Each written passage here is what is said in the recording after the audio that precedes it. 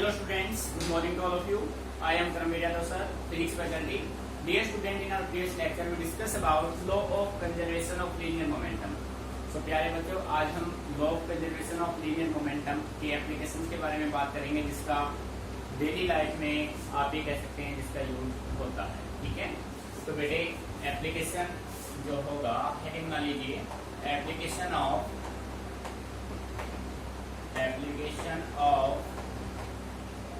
law of conservation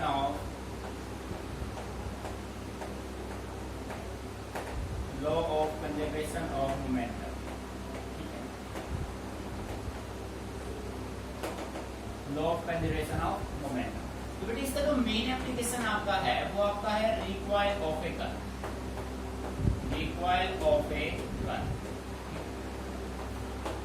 देखो आपने movies वगैरह में देखा होगा, किसी सोल्डर के पास जो गन होता है ना, किसी भी सोल्डर के पास जो गन होता है, जैसे वो फायरिंग करता है उसको सोल्डर का सपोर्ट देता है. वो कोई भी सोल्डर गन को फायर करते टाइम सोल्डर का सपोर्ट क्यों देता है? बेटे जैसे ही गन को आप फायर करेंगे ना तो बुलेट मूव करेगा फॉरवर्ड डायरेक्शन में और गन मूव करेगा बैकवर्ड डायरेक्शन में. बात समझ रहे? प्रैक्टिकल ये है बिल्कुल. आप लोग कभी और देखना, डेली लाइफ में तो ये देखने को बहुत कम मिलेगा, शोल्डर्स के पास ही होते हैं. ठीक है, तो बेटे बुलेट मूव करेगा फॉरवर्ड डायरेक्शन में, गन मूव करेगा बैकवर्ड डायरेक्शन में विद सेम मोमेंटम. ठीक है, तो यही हमें फाइंड आउट करना है. तो इस कंसेप्ट को आप नाम दे सकते हैं रिक्वायर्ड ऑफ ए गन, और ये बेस करता है law of conservation of linear momentum. ठीक है, तो हम कह सकते हैं when the gun is fired, जैसे गन को आप फायर करेंगे, when the gun is fired, the bullet move in forward direction,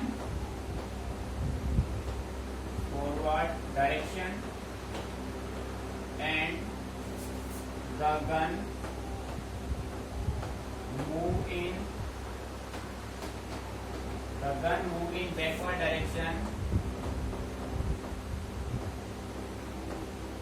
backward direction with same momentum. बेटे कंसेप्ट इंपॉर्टेंट है, प्रैक्टिकली यूज हम इसका दिखा रहे हैं आपको. ठीक है बेटे, जैसे किसी गन को फायर किया जाता है, बुलेट मूव करेगा फॉरवर्ड डायरेक्शन में, गन मूव करेगा बैकवर्ड डायरेक्शन में सेम मोमेंटम से. ठीक है, तो देखो आप मान लीजिए सिचुएशन ये है, हमने ये कोई गन लिया. ठीक है, इस गन में ये हो गया बुलेट. ठीक है बेटे, बात को समझना ध्यान से.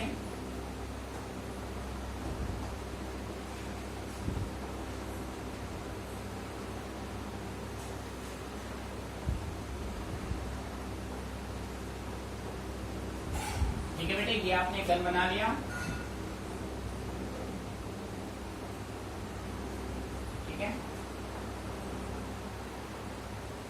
आप देखो बेटे, ये जो गन है, ये जो बुलेट है, ये बुलेट जाएगा फॉरवर्ड डायरेक्शन में. ठीक है, और गन जाएगा अपना बैकवर्ड डायरेक्शन में. गन जिस वेलोसिटी से फॉरवर्ड में जाएगा वो वेलोसिटी स्मॉल भी है. सॉरी बुलेट, बेटे बुलेट जिस वेलोसिटी फॉरवर्ड में जाएगा वो स्मॉल भी है, और गन जिस डायरेक्शन से बैकवर्ड जाएगा वो आपका कैपिटल भी है. Capital M mass of gun, small M mass of bullet. ये बात समझ में आ रही? अच्छे समझना. ये आपके पास कोई गन हो गया, ये बुलेट है, बुलेट फॉरवर्ड डायरेक्शन में जा रहा है वी स्पीड से, स्मॉल वी से, गन बैकवर्ड में जा रहा है कैपिटल वी से. Mass of gun capital M, small M mass of bullet. ठीक है, तो बेटे मान लीजिए bullet capital M and M, mass of gun and bullet. बेटे capital M mass of gun है, small M mass of bullet है.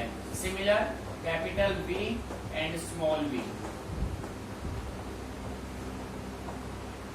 Velocity of gun and bullet. Meaning आ रहा है समझ में?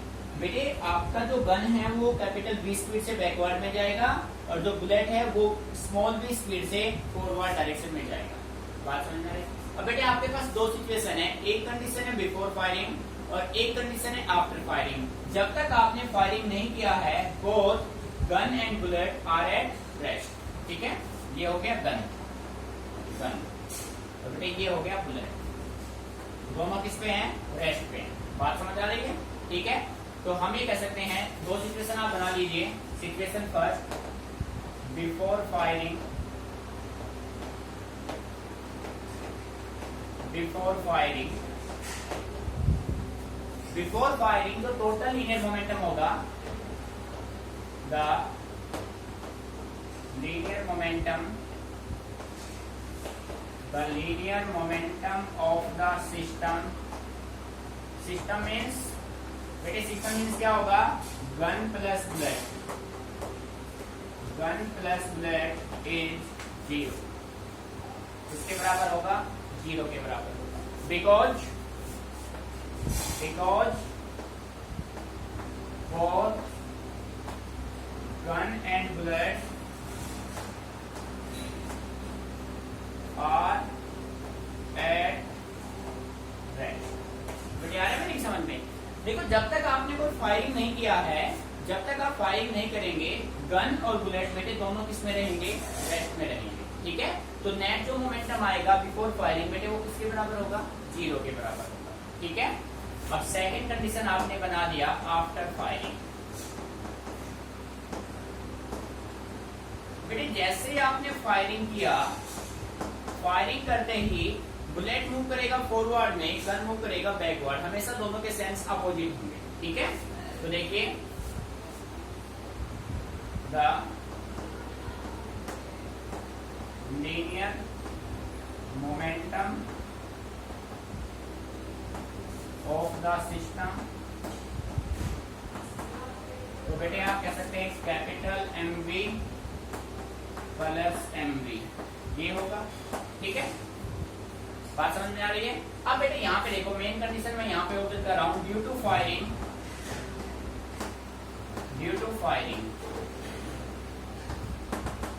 बेटे ध्यान समझना, जैसे आपने फायरिंग किया जो आपके पास बुलेट है जो अपने पास गन है, दोनों के मोमेंटम क्या होंगे? चेंज होंगे। बुलेट मूव करेगा फॉरवर्ड में, गन मूव करेगा बैकवर्ड में। So we can say that change in momentum of bullet. बेटे चेंज इन मोमेंटम होता है फोर्स इनटू टाइम। बेटे आपने सेकंड लॉ में स्टडी किया था, according to Newton second law of motion the rate of change of linear momentum is directly proportional to the applied force. So we can say that ये अपना किसके बराबर हो जाएगा? F into t. F into t किसके बराबर होगा? Bullet है तो स्मॉल mv के इक्वल होगा। This is your second equation. ये फर्स्ट मान बेटे मेरी समझ में आ रहा है? तो मैं कहना चाह रहा हूं आपसे भाई जैसे आपने फायरिंग किया बुलेट का जो मोमेंटम है वो चेंज होगा तो बेटे मोमेंटम होता है force into time. F into t किसके बराबर? mv के इक्वल होगा। Small m small v because this represent bullet. ठीक है, अब देखो and change in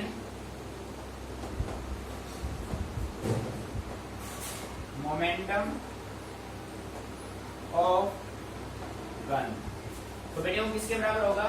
F into t is equal to minus mv। बेटे आप समझना यहाँ से capital M capital V। Equation third बेटे यहाँ पे जो नेगेटिव साइन है ना, ये नेगेटिव साइन किस बात को रिप्रेजेंट कर रहा है? Opposite direction of motion of gun. Bullet forward में है तो गन कहाँ आएगा भाई? बैकवर्ड में। तो आप कह सकते हो negative sign show opposite direction of motion of gun. बेटे समझना ध्यान से भाई, ये तो नेगेटिव साइन आया ना, ये इस बात को रिप्रेजेंट करता है कि आपका बुलेट फॉरवर्ड में, गन कहाँ है? बैकवर्ड। ठीक है, मीनिंग यहाँ तक क्लियर? सो अब देखो इक्वेशन सेकंड और थर्ड को जब आप कंपेयर करेंगे we can say that on equating equation second and third weak है। देखो बेटे, जब आप सेकंड थर्ड को इक्वेट करेंगे तो अपने पास एफ सेम है, तो आप कह सकते हैं m b is equal to capital M B minus का, ठीक है बेटे। तो मैं कह सकता हूँ ना small m b plus capital M B सब किसके बराबर होगा, 0 के। अरे हाँ या ना।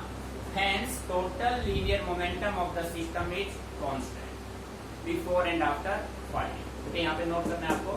So total linear momentum of the system is constant, remains same before and after finding. बेटे बात समझ आ रही है? काफी इंपोर्टेंट कंसेप्ट है रिकॉइल ऑफ गन का, प्रैक्टिकली यूज आप देख सकते हो इसका, ठीक है। तो हमें ये प्रूव करना था कि recoil of gun is an application of law of conservation of linear momentum. बेटे अच्छे से कीजिए, एक एक पॉइंट को लास्ट में लाइन नोट करनी है। Hence total linear momentum of the system is constant before and after firing, ठीक है। क्लियर कीजिए।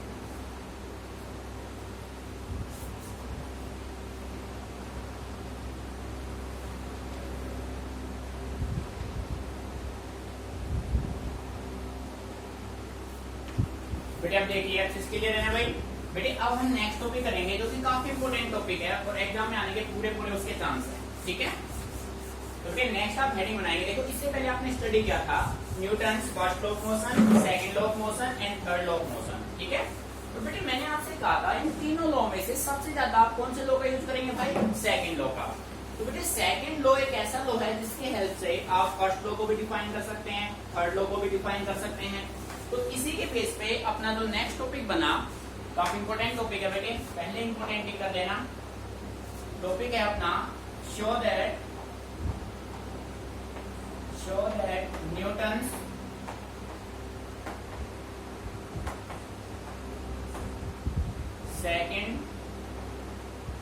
Newton's second law of motion is the real law of motion, ठीक है बेटे। देखो ध्यान से, हमें ये शो करना है कि न्यूटन्स का सेकंड लॉ ऑफ मोशन जो है वो रियल लॉ ऑफ मोशन है। बेटे पहले क्वेश्चन की लैंग्वेज को समझो। हमें ये प्रूव करना है कि जो फर्स्ट लॉ है वो भी किसमें कंटेन करें, सेकंड लॉ में। जो आपका थर्ड लॉ है वो भी किसमें कंटेन करें, सेकंड लॉ में। मीन्स आपको सेकंड लॉ की हेल्प से फर्स्ट लॉ और सेकंड लॉ को डिफाइन करना है, प्रूव करना है कि स्टेटमेंट मैच कर रहे हैं या नहीं कर रहे, ठीक है। तो बेटे सबसे पहले हम बात करते हैं, फर्स्ट वन मैंने लिया Newton's first law is contain in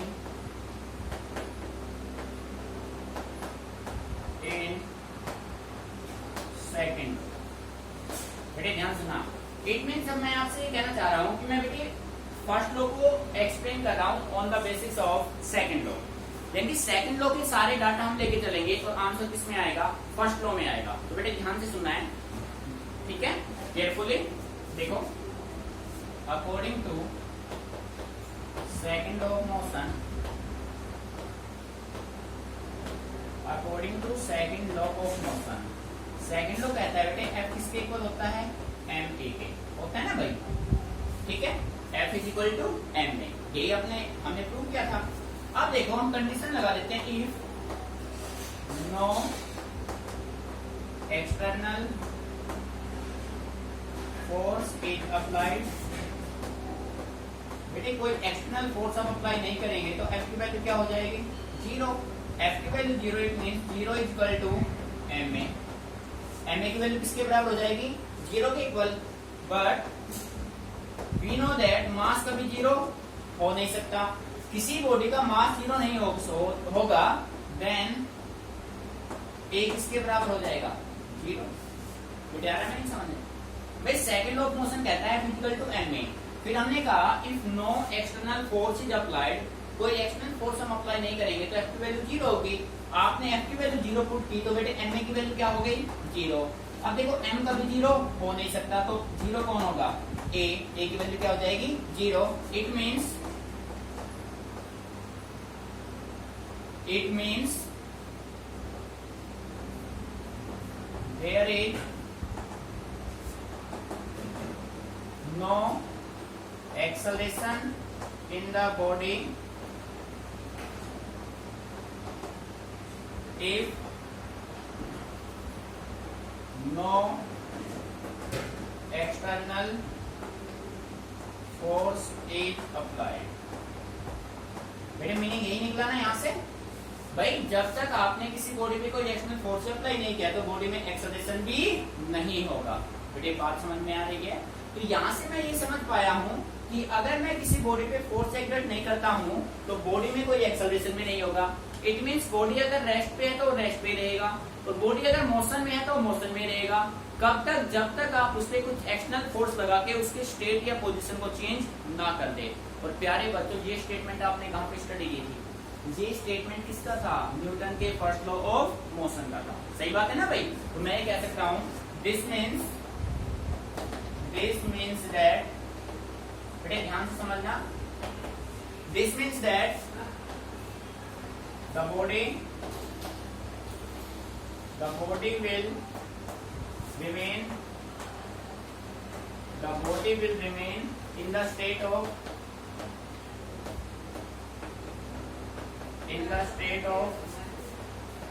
rest or motion, unless some external force is applied to change its state.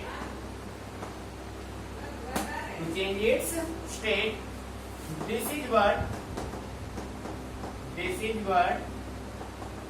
as is stated by Newton's first law of motion.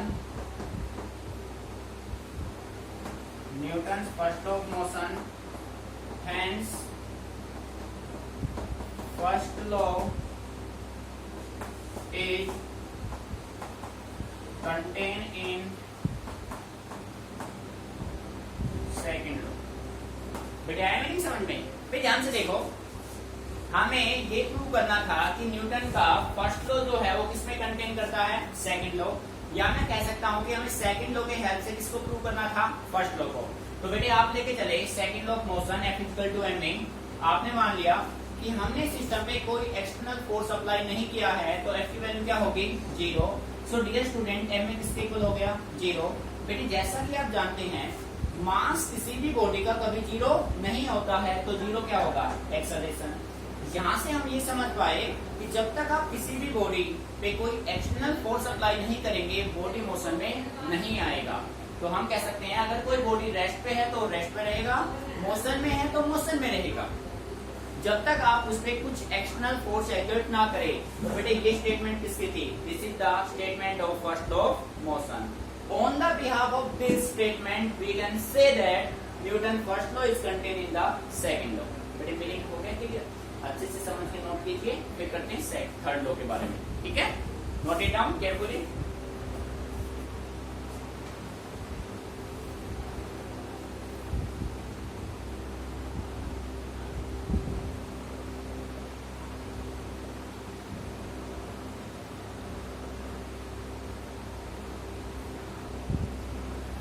तो डियर स्टूडेंट, अब हमें prove करना है।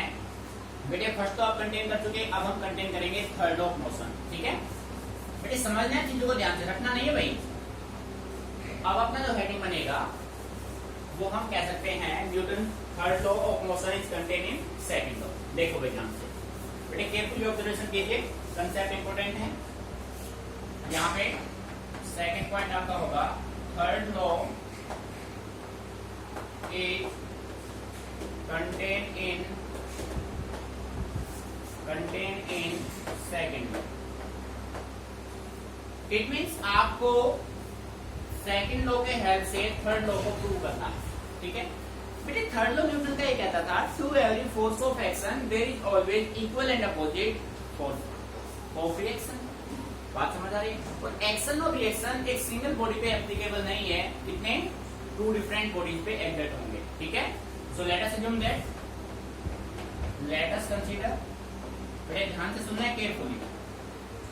Late us consider an isolated system,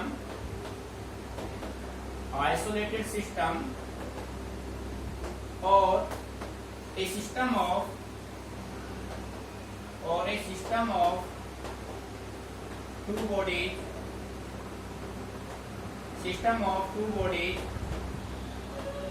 A and B। ठीक है, आपने मान लिया कि आपके पास एक सिस्टम है 2 बॉडीज का, बॉडीज के नाम है A और B। Let them collide, let them collide। और हम ये मान लेते हैं कि दोनों एक दूसरे के साथ क्या कर रहे हैं, कोलिजन, टकराव, आपस में टकरा रहे हैं। ठीक है, तो बेटे दोनों एक दूसरे से टकराएंगे। जब 2 बॉडी एक दूसरे से टकराएंगे, सिचुएशन ये बना लो, ये देखो, ये हो गया बॉडी ए, बेटे ये हो गया बॉडी बी। ठीक है, ये दोनों करेंगे collision. Body A force exert करेगा F, this is force of action. जब बॉडी ए ने फोर्स एक्सर्ट किया बॉडी बी पे 4 टाइम डेल्टी टाइम के लिए, तो बॉडी बी भी बॉडी ए पे कुछ फोर्स एक्सर्ट करेगा, that force is said to be force of reaction. ये बात समझ आ रही है? और सेम टाइम dt के लिए, डेल्टी के लिए, मीनिंग आ रहा है समझ में? आपने मान लिया कि आप अपने पास एक सिस्टम है 2 बॉडीज का, A एंड B का, और दोनों आपस में क्या कर रहे हैं, collision. Body A force of action लगा रहा है बॉडी B पे, body B force of reaction दे रहा है बॉडी ए पे, दोनों का टाइम सेम है, डेल्टी, सेम टाइम पे दे रहे हैं आपस में कोलिजन। ठीक है, अब मान लीजिए let during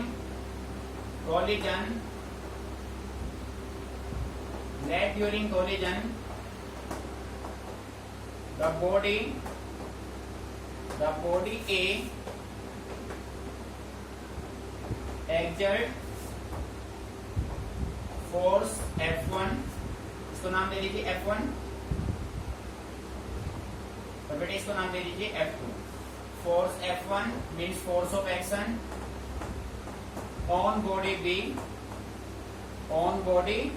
B, for time delta t. बेटे आया नहीं समझ में? भाई हमने मान लिया कि बॉडी जो अपना, ये देख लो, F1 फोर्स लगाया, this is force of action, इसने F2 फोर्स लगाया, फोर्स ऑफ रिएक्शन। देखो बेटे ध्यान से, मीनिंग आ रहा है ना समझ में? Let during collision the body A exert force F1 force of action on body B for time delta t and body B exert force F2 बेटे कौन सा फोर्स है, force of reaction F2 on body A for time delta t. बेटे meaning आ रहा है समझ में? Body A force of action exert करेगा B पे for time delta t, body B force of reaction exert करेगा A पे फॉर सेम टाइम डेल्टी।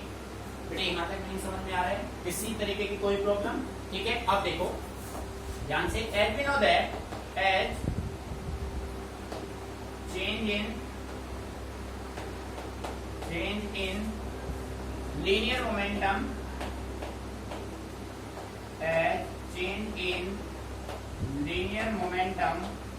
बेटे change in linear momentum del P अपना किसके बराबर होता है, चेंज इन लीनियर मोमेंटम आपका होता है force into time, F into del T.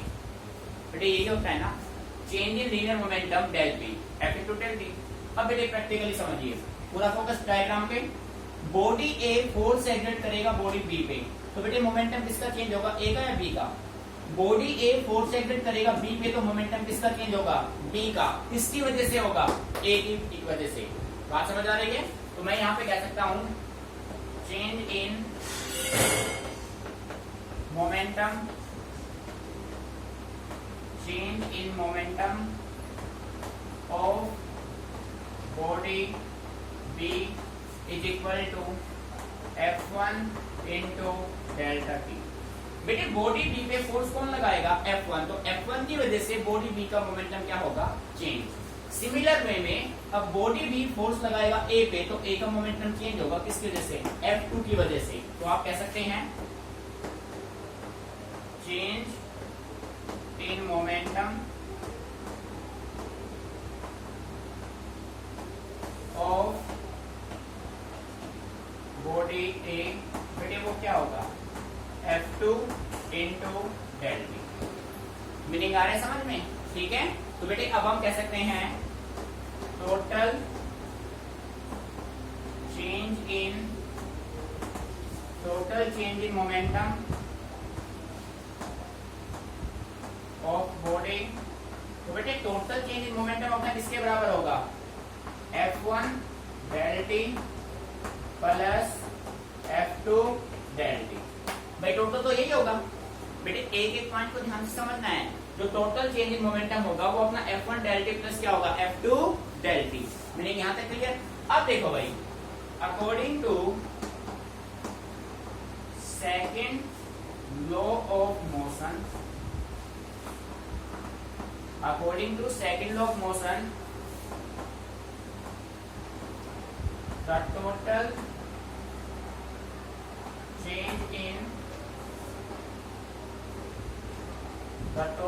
change in momentum of body remains constant। बेटे सेकंड लॉ ऑफ मोशन ये कहता है कि टोटल चेंज इन मोमेंटम होगा बॉडी का, वो हमेशा किसके बराबर होगा, कांस्टेंट के बराबर होगा। तो आप ये कह सकते हैं F1 del t plus F2 del t, बेटे किसके बराबर होगा, 0 के। तो इसके बेस पे मैं कह सकता हूं F1 del t is equal to minus F2 del t. बेटे ये F2 से जाएगा माइनस हो जाएगा। अब देखो डेल टी से डेल टी कैंसिल, तो बेटे F1 is equal to minus F2 और we can say that action is equal to minus reaction. आ रहा है मीनिंग समझ में, F1 equal to minus F2, so action equal to minus reaction. Hence Newton's third law is contained in second law. बेटे आया meaning समझ में, ठीक है। अच्छे से एक एक पॉइंट को समझ के नोट कीजिए, किसी पॉइंट में कोई प्रॉब्लम है आप तो मेरे से डिस्कस कीजिए, नोट इट डाउन केयरफुली।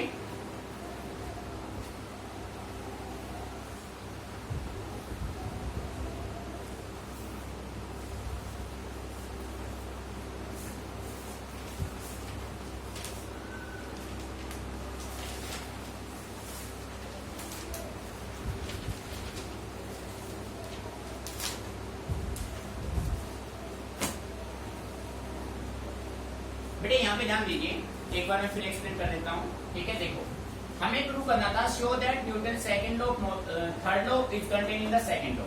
तो बेटे इसके लिए आपने क्या किया, देखो यहाँ पे कंडीशन पहले मान सकते हो, इफ यहाँ पे if F is equal to 0, external force value क्या हो 0, ठीक है। अब देखो बेटे, let us consider an isolated system और a system of two bodies A and B, let them collide, ठीक है। बेटे आपने मान लिया कि आपके पास एक सिस्टम है टू बॉडीज का, एक बॉडी हो गया ए, एक बॉडी हो गया बी। बेटे पूरा फोकस यहाँ रहेगा, राइटिंग स्टॉप कर दो। Force body A force F1 exert करेगा बी पे, this is force of action. बेटे सबसे पहले जो फोर्स एक्सर्ट होगा that is force of action. Body A force exert करेगा बी पे, जिसकी वजह से बॉडी बी का मोमेंटम क्या होगा, चेंज होगा, ठीक है। बॉडी बी फोर्स एक्सर्ट करेगा ए पे, सेकंड टाइम जो फोर्स एक्सर्ट होगा that is said to be force of reaction. तो बेटे बॉडी ए का जो मोमेंटम है वो चेंज होगा किसकी वजह से, बॉडी ए की वजह से, बी की वजह से, ठीक है। कंडीशन यहाँ तक क्लियर हो गया, सारे कंडीशन आपने मान लिए। जैसा कि आप सभी जानते हैं change in linear momentum del P अपना होता है फोर्स इनटू टाइम, ठीक है। बेटे अब देखो जब बॉडी ए ने बी पे फोर्स एक्सर्ट किया तो इसका मोमेंटम चेंज हुआ, इसका मोमेंटम चेंज हुआ, आपने नोट कर लिया। Change in momentum of body B F1 into del t, change in momentum of body है F इंटू डेल टी। तो बेटे टोटल जो चेंज इन मोमेंटम होगा वो अपना क्या होगा, F1 del t plus F2 del t. अब देखो according to second law of motion if, बेटे ध्यान से सुनना इस पॉइंट को, according to second law of motion if no external force is applied, अगर सिस्टम पे कोई एक्सटर्नल फोर्स आपने अप्लाई नहीं किया है तो जो टोटल मोमेंटम होगा बॉडी को रिमेन्स क्या होगा, कांस्टेंट। ये मैंने लिखा ना F इक्वल टू 0, ये कौन सा फोर्स है, एक्सटर्नल फोर्स है। नोट कर लेना इस पॉइंट को, मेन पॉइंट है आपका ये। बेटे सेकंड लॉ ऑफ मोशन ये कहता है यदि आपने सिस्टम पे कोई एक्सटर्नल फोर्स अप्लाई नहीं किया है तो जो नेट मोमेंटम होगा, टोटल मोमेंटम होगा, वो हमेशा कांस्टेंट होगा।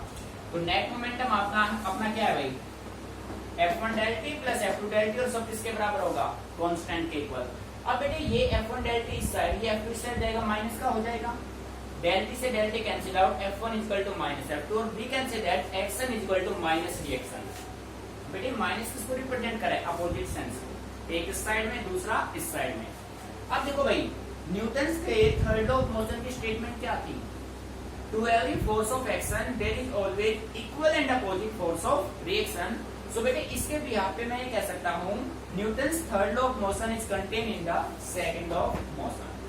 बेटे क्वेश्चन इंपोर्टेंट है, अच्छे से समझ के करना है, कोई भी पॉइंट समझ नहीं आए तो आप इसे डिस्कस करना, रटने की कोशिश मत करना, ठीक है। Note it down carefully.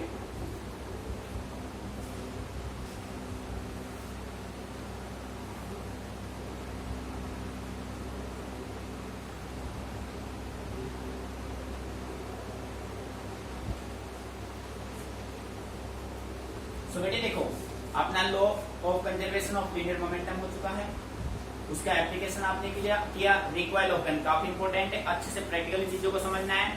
फिर आपने प्रूव किया कि भाई हमें शो करना था, show that Newton second law of motion is real law of motion. तो बेटे आपने देखा ना, आपने सेकंड लॉ के हेल्प से फर्स्ट लॉ को प्रूव किया, आपने सेकंड लॉ के हेल्प से थर्ड लॉ को प्रूव किया। तो इसके बेस पे हम ये कह सकते हैं सेकंड लॉ सबसे इंपॉर्टेंट लॉ है, रियल लॉ ऑफ मोशन है, ठीक है बेटे। मतलब आप जो भी डेरिवेशन लॉ ऑफ मोशन में सोल्व करेंगे वो सभी किसके बेस पे करेंगे, on the basis of second law. तो बेटे एक एक कंसेप्ट को अच्छे से समझना है आपको, प्रैक्टिकल यूज में लेना है इनको हमें, ठीक है।